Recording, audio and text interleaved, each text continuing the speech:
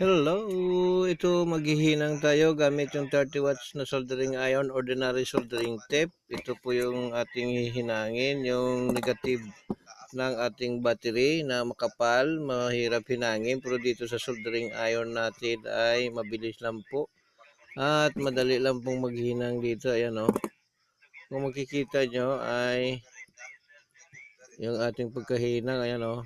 Hindi po hilaw. Luto po yan. Ayan o. Maganda yung pagkahinang natin gamit yung ating soldering iron. At kung makikita dito, ayan o. O, diba? Maganda po yan, yung ating hinang. At mabilis din natin matanggal yan. Ayan o. Diba? O. Ha? Diba? Ayan o. O. Ha? Diba? Ibalik natin. O, tingnan natin. O.